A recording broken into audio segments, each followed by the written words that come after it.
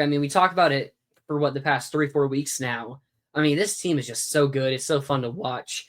We pick up another 14-point win on the road to LSU.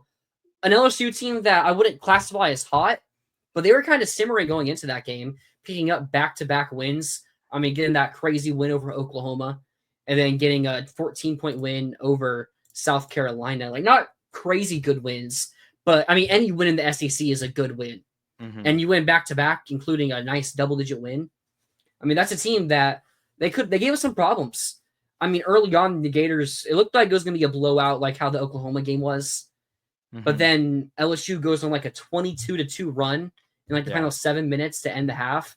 And we look back and they have a 4-point lead at halftime. They have a 4-point lead at halftime. Yeah, very weird game. Because, like, I mean, Florida literally dominated that game for 35 minutes. But it looked like they were going to lose at one point. I mean, because, like you said, that 22-2 run, do you realize that run took up 4 minutes and 48 seconds of game time? Literally, it was 5 minutes of the game that was competitive, essentially. Like, they had like some runs go like starting off the second half, but like that big run was just they had a little less than 3-minute run in the second half. Yeah. But like the big run was literally just 5 minutes. So like it was kind of a dominant Florida win. Like the fact that it was only a 14-point win was like kind of like just because of that 1 5-minute run where LSU was just hitting everything. And we were missing everything. Yeah, like if it wasn't for that weird stretch, they would have won that game by 20 plus points. Yeah, which in even the Oklahoma game too, it was a bigger like that. I feel like it was a bigger blowout for most of the game than the final score ended up being. I don't remember what the biggest lead Florida had in that game was, but it was. I think I think we were up at like 30 points, and then Oklahoma hit a couple threes at the end of it to bring it like 22 or something like that. But I mean, we just missed. Like I saw someone tweet that this is gonna be the reason why Florida can't win a national championship, and it was just something about our offense. And I was thinking, okay, we go on a 5-minute stretch where we're just missing shots we normally make, and that's the reason we're not going to win a championship. After we blow out Auburn, blow out Mississippi State, blow out South Carolina, blow out Oklahoma, but we can't win a championship because of that. But then you look at Auburn, who their past 2 games, both home games against 2 of the bottom 5 teams in the SEC, close game against Arkansas. I don't know if you watched that Auburn-Arkansas game. A little bit. But at the end there was just some horrible call that, like, really, Auburn was still probably going to win, but giving Auburn that call just kind of sealed it. Like, it was just a very weak, like, touch call that it's like, I can kind of see it, but it's the end of a game. You kind of got to let him play. Yeah. But yeah, it's like, we aren't going to win a championship because of like a 5-minute stretch, but Auburn, I saw coming off those games, people calling Auburn still like the best team in the country, and because of those games, they are. But Florida gets some hate because of them, but like I don't know. What were I would say like I would say to be a little bit fair to whoever said that. Like I will say, if there's one thing that does kind of frustrate me about this team, it's they've never like it's never really cost them. Like they've kind of been able to stop doing it before it gets too problematic. But like there is kind of, it seems like there's a tendency to where when they get in those situations where the other team's hot and maybe they're missing shots, I feel like they really start to force. Like they start taking some bad shots, like forcing threes that you just don't need, like shooting early in the shot clock, just bad shots. Like I feel like we were kind of doing that for a little bit yesterday, and they got out of it pretty quickly. But that is like, and that's why I'm not too concerned about it, because it's never like just been an entire game where that's the case. But that is something that does concern me a little bit, because I do feel like we just tend to get out, especially because our offense is kind of like all about creating, like you know what I mean? It's like using movement to create open shots. And like, if we're getting lazy and like getting desperate and taking bad shots, like against LSU, that deficit's not going to compound because they're not that good. But against a team you'll play in the tournament, it could. So that does concern me a little bit. But like, again, we're talking about 5 minutes of a game, and where the rest of it was like dominant basketball. So kind of nitpicking here. Yeah, something that does like help this team when they are just kind of missing shots and they feel like they need to force it. Having one of the best bigs in the SEC like Alex Condon does help that, where you just tried to feed him, which even missing him, we still did that really well with Ruben Chinyelu. who got a he new was career high, fantastic. 19 points and 13 rebounds. You also had Thomas Hauck get 16 points and 10 rebounds. I think 13 of those points were in the second half. So he really stepped up in that second half, which makes sense. I think in the final 10 minutes of that game, we outscored LSU like 33-11. Like, again, what you brought up, like the first 10 minutes of that game, we outscored LSU, I think 29 to like 14. 29-15, I think was the score. Yeah. And then the last 10 minutes of the game, we outscored them 33-11. So it really was dominant besides just a couple minutes of that game, which was a bad couple minutes. Rob, Will Richard did play. He didn't play particularly well, but he did play. Actually, let me check something on Will Richard. Yeah. I mean, a 70 grade, a 70 offensive rating, which was quite easily the worst on the team. Yeah. But I mean, the thing about Richard, I will say that's better. We've seen Elijah Martin like the Tennessee game where he does horrible, and it's like he's 0 of 10 from 3. When Richard has a bad game, it's 0 of 2. Like he doesn't force the shots like the other like a Walt's. Like I'm okay with Walt forcing a shot because I know Walt can hit any shot on the court. But Elijah Martin, like I know Elijah Martin can hit any shot, but it's also he doesn't hit him as good of a rate that Walter Clayton does. He's definitely one of the biggest defenders here. I mean, Clayton forces a ton, but it's like, again, like you said, it's hard to get mad at it because you'll take a shot and be like, what are you doing? And then he sinks it. So it's like, okay. Exactly. I mean, fair. I want to circle back just real quick, man, because like the bigs, like the way they're playing without Alex Condon, man, it's really unbelievable. Absolutely. Lou, like you said, best game of his career, I think. I mean, I can't speak to what he did at Washington State last year. It was the best game of his career. Certainly the best game of his Florida career. I mean, obviously statistically it was, but I mean, just even if he didn't tell me his numbers, just watching him play, I mean, he was just a force.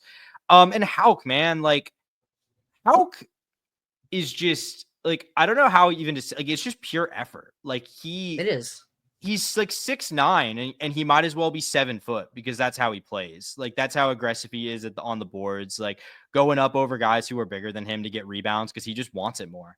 And the way he finishes, like second chance points, like he is just like he is as fun a player for Florida basketball as I've ever seen. Like on it, like I mean, Clayton is one of the most fun. Like so, he's probably not the most fun on the team, but like. For a guy who wasn't even starting until Alex Condon got hurt, like he is such a difference maker. And I'm really I do expect him to go back on the bench though. Yeah, I do too. Yeah. But I guess I'm just like because it's assuming he comes back next year, which I would think he will. I don't have any reason to think he wouldn't. Hauck? Yeah. Yeah. Okay. Yeah. Yeah. I have started to see him get a little bit of NBA draft hype, but nothing crazy. Yeah, I mean, like, Condon, I would be shocked if he's gone. I'm kind of expecting Condon's gone at this point. Now that I'm starting, I don't know if I expect it.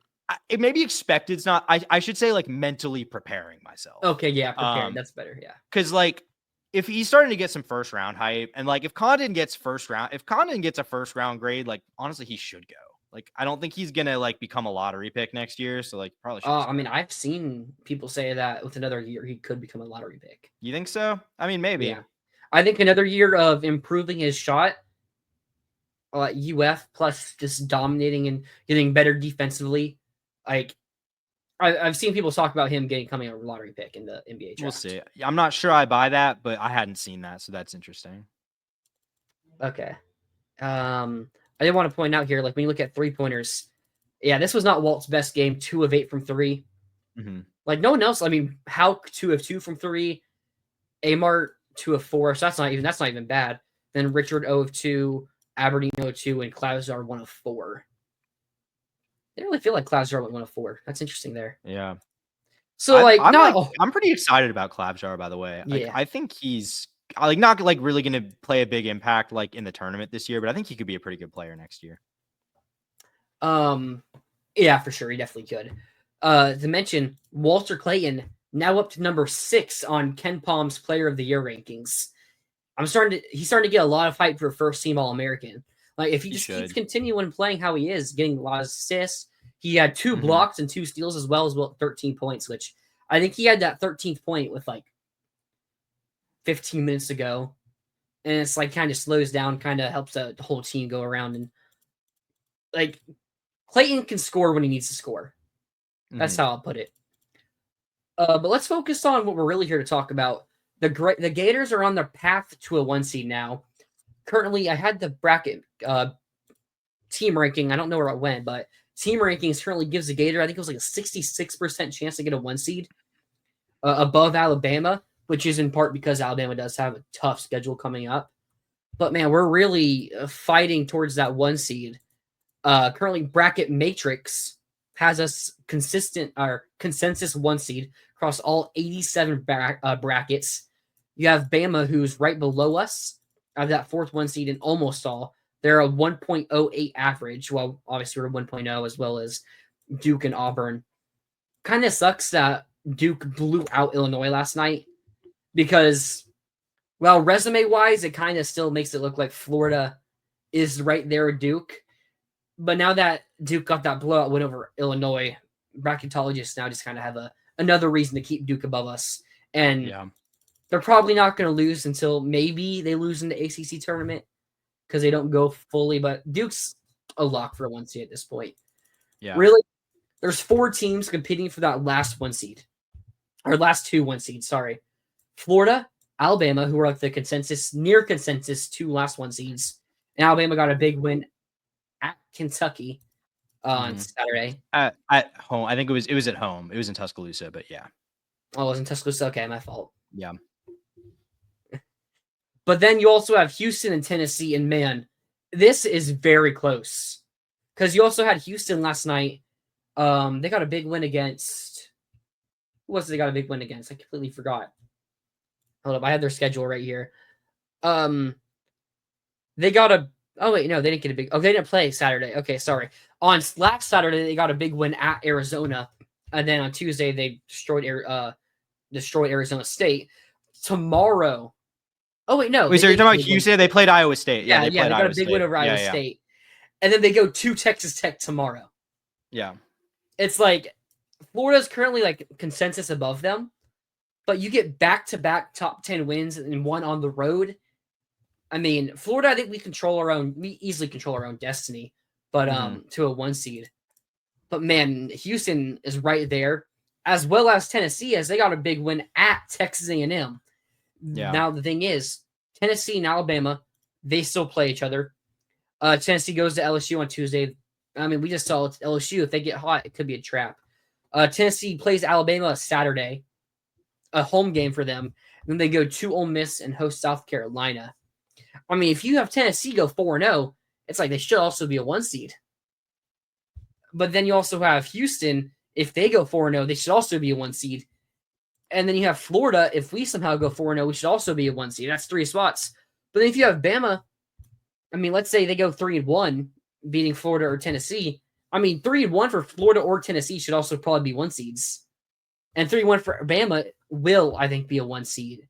I mean, I saw Ken Palm. There have been, I think, it was like 6 teams that all time have ever had a Ken Palm grade of 35 plus. Currently, there's 3, and Florida's at 35 or 34 right now. So we're right on the door. I mean, the resumes of these teams this year has been out of this world. Yeah. Yeah, I mean, I think, it's obviously a Tennessee loss on Saturday to Texas A&M would have been nice. That would have helped a little bit. Like you said, it's interesting that because Alabama's not a consensus 1 seed on across brackets, but they are in a lot of the ones I've looked at higher above Florida on the seed. They are. Yes. Florida's projected as the 4th 1 seed, so they'd be the one if a Houston or a Tennessee were to get bumped back up to the 1 line. At this moment in time, it would be at Florida's expense. I think I said last week on the show that Florida would probably be good if they finished the regular season 4-1 to get a 1 seed. I feel a little bit differently about that. Yeah, me too. Kind of think you got to win out. I think maybe if you beat Alabama and lose to Texas A&M, maybe. But I think you have to at least beat Alabama to get that one. Maybe seed. Not. I mean, Houston has to go to Texas Tech.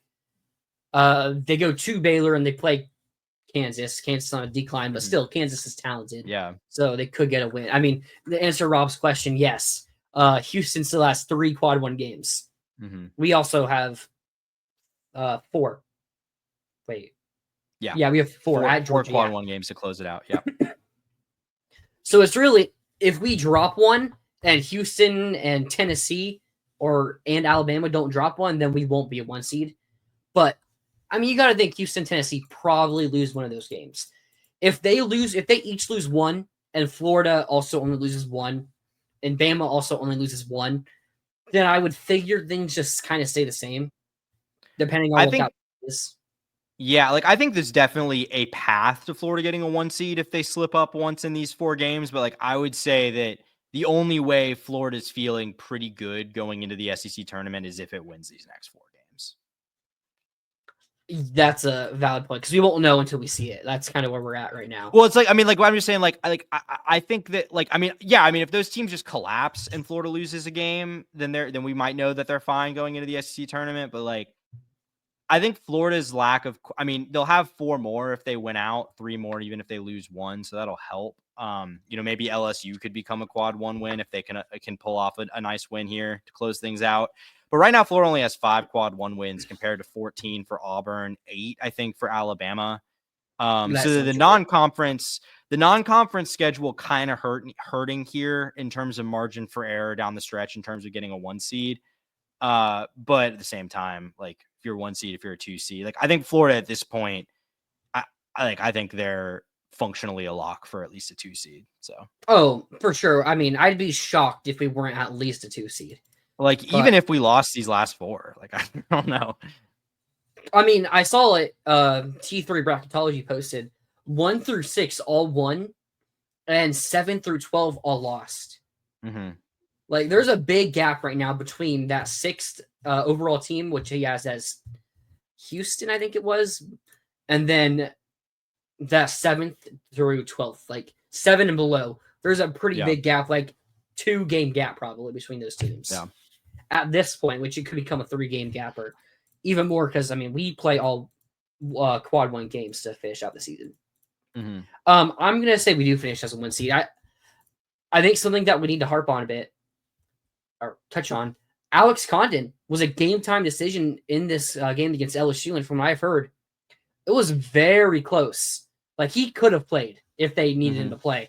So I'm pretty confident that we will get him back at Georgia, which makes me a lot more confident for that game as well. And yeah. Specifically, that game scares me. Like I'm nervous about that game. I'll be honest. Like I'm less nervous about it because I do think we're going to take Georgia 100% because it's Georgia. What's happened with Mike White being the coach.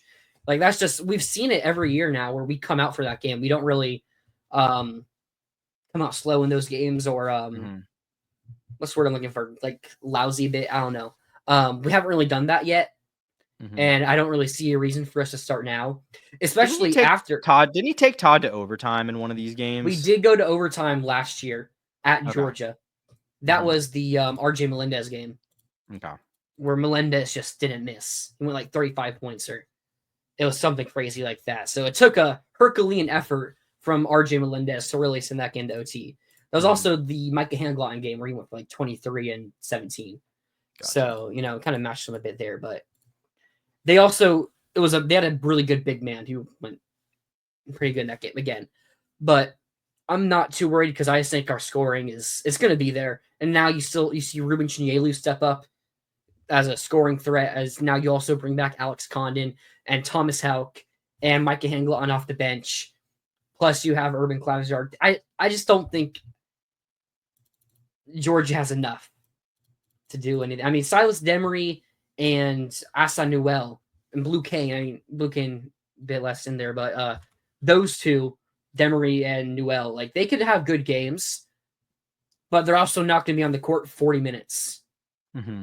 So there's going to be a point where Florida is just too much effort, too much. I mean, I heard during the LSU game, they're talking about our front court, and it's just 40 minutes of pressure, no stop.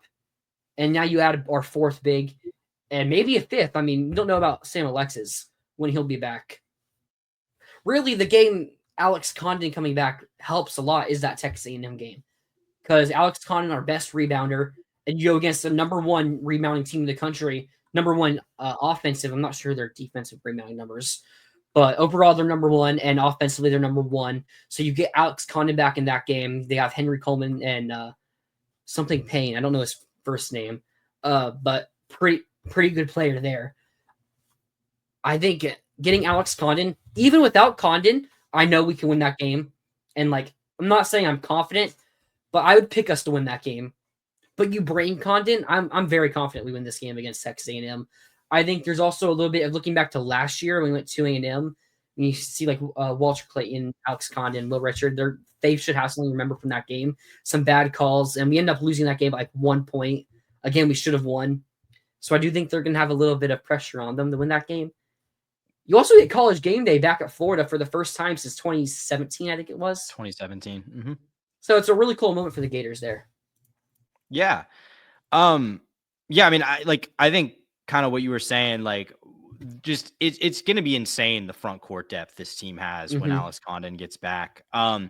I mean, yeah, A&M's the big one. Obviously, you really want him back for that. I just would like to see him kind of have a game this week, like against Georgia, to reacclimate. And just frankly, yeah, I mean, because everything you said, you're absolutely right. Like on paper, Florida should be fine against this Georgia team. It's just going on the road in the SEC is always a little scary. I mean, I don't think either of us thought that South Carolina team was going to give Florida as tough a game as they got in Columbia. So you just never know. But I think having Condon, I mean, we've really only seen this team like completely collapse in one game with Condon on the court. So, and that was against the team collapse one game. Yeah, true. So yeah, and I don't think Georgia's capable of doing what Tennessee did to Florida in that game. So I'm not too worried about it. But if Condon's playing, even if he's not quite at 100%, I'm feeling pretty good. Yeah, Texas A&M is currently bracket matrix has them as the last 2 seeds, so they're like that 2-3 line.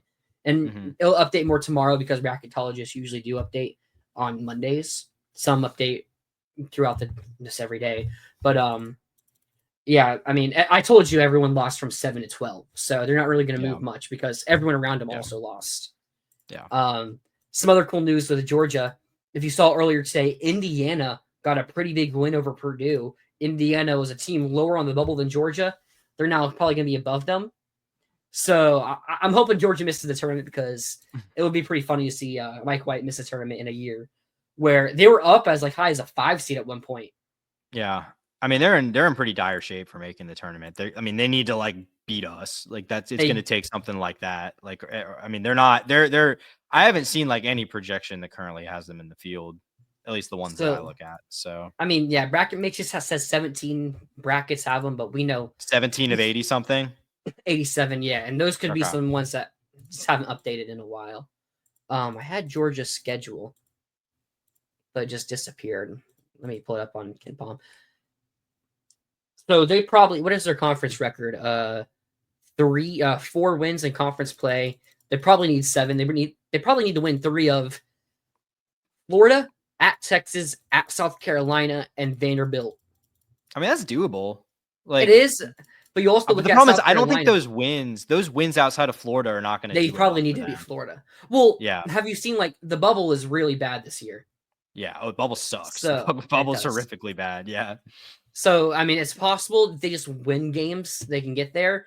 But they probably, I mean, depending on how everyone finished. I mean, we're seeing Indiana finish on a pretty strong note now, like wins over Michigan State and just beating Purdue. So yeah, some teams starting to push themselves up it.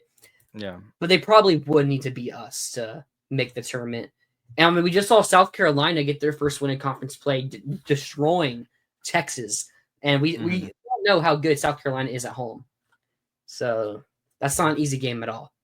So I don't think we're just going to get it. I was just curious real quick before we move on. With how bad the bubble is, how do you feel about their decision to start sort of soft launching tournament expansion this year? No. I don't want it.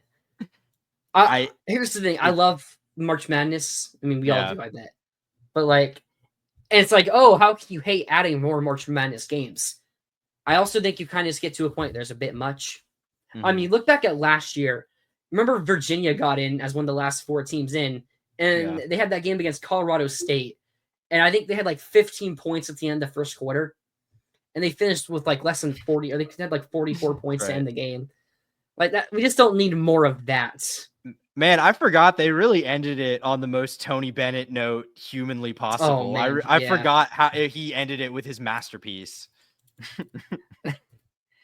So just to quickly finish up, Ken Palm currently gives Florida a 77% chance to win at Georgia, 81% chance to win home with against Texas A&M, 53% chance to win at Bama. There's a pretty big gap on Ken Palm. I'm telling you, I mean, Florida's Ken Palm grade is getting to that historic status where we're fourth in the country. That's how good teams are this year. Most years, Florida would be first. I think I went back like the past since 2010. Besides, I think it was 2015 where you had Kentucky go undefeated until they lost in the tournament. 2019, 2022, and last year, Florida would have been the number one team in the country according to Ken Palm. And in those years, Florida would have been second. And we're talking about UConn after their back-to-back. Baylor when they had like 2 first-round draft picks. And 2019 Virginia was just barely above Florida. They weren't even a 35. So it's like Florida can still get to that point where Virginia was. And then a legendary Kentucky team. So Florida is currently projected to win their remaining 4 games. Now, when you add up like 53% plus 77, like 80, they have us going 3-1. So 27-4 finish. I mean, I would not complain about that at all. No, that would be pretty cool. Yeah, I mean, I just like to kind of just summarize like with basketball. I mean, this team is continuing to look like one of the best teams, like a national title contender, even without one of its best players. Like, I'm just really excited to see what this team is when everything's kind of working together. When Micah's a little bit more comfortable, because I think every game, I think you're seeing him look a little bit more comfortable, even though he's not really doing anything on offense. Like, they're not really asking him to do anything on offense right now.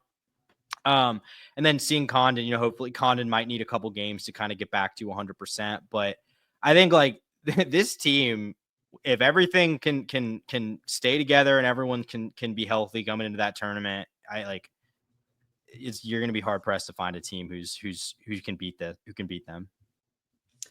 For sure. And I also forgot to mention, we have an 84% chance to beat Ole Miss at home. So I'm shocked Texas A&M is 20th in Ken Palm. Yeah, I mean, given they were 7th in the AP poll going into this week, they lost both games. They're higher than that in net, I'm pretty sure. I don't think they're that low in the net. Maybe they are. I would be shocked if they weren't. I'm pulling up the net rankings now. A&M they're actually 18th. Wow. Okay. I'm shocked at how low they are. Wonder what they were before they lost yesterday. They were 17th. Oh, so they didn't even bump them down. Well, yeah, you lose a close game to Tennessee. That's not really. Yeah, no, I'm surprised that they were that low to begin with, I guess. Gonzaga at 10 is just wrong. I mean, Gonzaga's like a 9-loss team now in the West in the WCC. Wait, are they really 10 in the net right now? Oh my God. And well, that sounds like a flaw in the algorithm. We need to get that one fixed, boys. We gotta work that one out. Some other cool stuff: VCU 31 and UC San Diego 37. I'm pretty sure this is the first year they're actually eligible for the tournament. And I mean, if you're a team drawing them if you're drawing them at all in the tournament, that's a scary game. Yeah. I mean, I think they're a projected 12 seed right now. Or VCU, by the way, not even the AQ out of the A10 anymore at this exact moment. They're on the bubble right now and on the wrong side of the bubble. No, VCU's now. Lunardi. Lunardi hasn't updated yet. Oh no, I have that. No, I have that backwards. Yep. Sorry, they were not the AQ, and they took George Mason's spot. Sorry, I got my A10. Demolished George Mason. Yeah, I got my A10 leaders backwards. I apologize. Well, George Mason was the qualifier until yesterday. Yep. My mistake. I'll watch more A10 basketball next weekend before dropping my takes on them. I mean, hey, Dayton, VCU, Loyola. I mean, Loyola is a good team too. I mean, kind of sucks. Like I think they're only projected to get one team in now with VCU. But I mean, with how good that conference is, George Mason's like right on the bubble line though. Per Lunardi, he has them like as the first team out. Lunardi does. I think he does. At least in the update, I saw him tweet out yesterday. That's yesterday afternoon. And Dayton's not in anymore, right? I'm not crazy. They're like far off the bubble now. I don't think they went from like a top 25 team to like off the bubble. So, I don't see they might still be here as the automatic qualifier. No, VCU is so bracket matrix. No, they're all 12, 12, 12. So yeah, they're not on the. One person has them as 11, so that might be one. Oh, he has them as the first team in the next 4 out. Oh, okay, yeah. And Yeah, I yeah. assume their schedule doesn't really give them a chance. I mean, probably unless not. other But also, teams- like, whoever's the AQ doesn't really matter at this point because you just got to win the conference tournament. You know what I mean? Like, well, I think VCU now can lose the conference tournament and still get in. They're like probably would they be they'd be in as an at-large if they were to lose to George Mason? or well, whoever they lost to, like, Yeah, I'm saying, but like, as long as they win out the regular season. I didn't realize they were good enough to be like a bid steal. They were like they were in that last four in, first four out. Yeah. Discussion, but then they just got a big quad one win against George Mason. Yeah. So they're like they're comfortably in if they go 4-0 and lose in the A10 tournament. And again, we could talk. I mean, we just talked about like St. Joseph's, also a good team there. They have Robbie Avila if you remember from last year. And then like Loyola's good, George Mason's good. Dayton can obviously most talented team in the conference. So, but you have anything else you want to bring up about the Gators and going towards a 1 seed, or actually, not really. End it off. Prediction for the Georgia game. What's your score prediction? Score prediction. I say Florida wins it. I'll say like 85-68. 17-point win. You know, we're coming off a game where we didn't score 80 points, which is very unusual for the Gators. We probably do put up 80, but I also do feel like this could be like a 77 to like 62 type of game. Like, see that. I mean, that's 15-point win is a big win on the road, a quad one win, easily a quad one win. So it's like, oh, we only win by that, but I'll go 83 to 60, 83-62. Ooh, okay. 21-point win. Wow. Okay. I think we're a big mismatch. So, yeah. Certainly were in the first game. Yeah. That game was about. So I saw the Gators. I think we have 8 SEC wins by 10 plus points, which is the most in the SEC. Wow.